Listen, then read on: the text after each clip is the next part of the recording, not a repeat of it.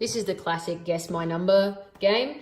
It's sort of brought in Battleship because we've added the 120 charts. Often this game is played just mentally. Say you're in the car and it's a parent wanting to distract their child from talking so much. So what number's in my head? And it's between 1 and 100, say.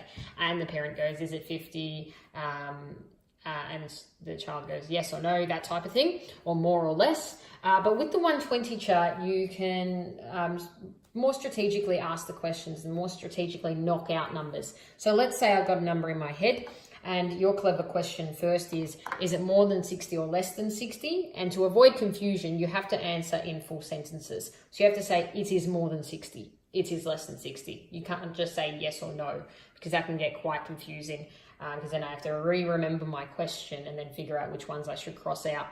So let's say I ask, is it more than 60? And you say yes, so it's more than 60. So I'm going to cross out all of these. These can't be your number.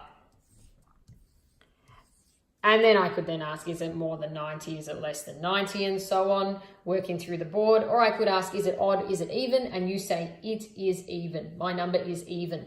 So I cross out all the odd ones, which is nice again. And then I keep working my way down, trying to get it in about 5 questions. In 5, 6, and sometimes grade 4 as well, if they've been focusing on divisibility and factors and multiples, we limit the type of questions students can ask. So instead of just being able to ask more or less, odd and even, you can only ask divisibility or factor questions. So is your number a multiple of 2? Or is 2 a factor of your number? Or is it divisible by 2? So let's say I say it is divisible by 2. So you'd cross out all the ones that are not divisible by 2. Great question to start with.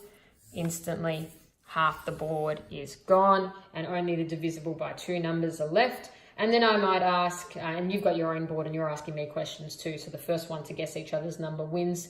Often it's easier if you just play one game at first, count the number of questions it took me, then play the other partners, count the number of questions it took me and compare.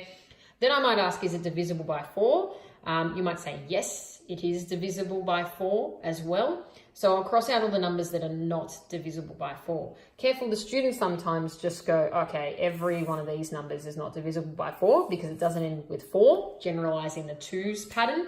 However, 2 is not divisible by 4, 6 is not divisible by 4, but 8 is, so we'll leave that there. 10 is not divisible by 4, but 12 is. So that's where it really can open up that, I shouldn't be crossing off 20. Even though it doesn't end in 4, it is divisible by 4. 4 is a factor of 20. So that's where the game can get a bit more interesting. And obviously the question, is it divisible by 1 is a bit of a silly one. Is it divisible by 10 is a pretty good one, or 5 would be a better question to ask actually, because 5 then knocks out 2 columns. So it's more about strategy. I often allow students to ask, is it composite, is it prime as well? Because if they've got a certain number of options left, the prime composite question can help them too.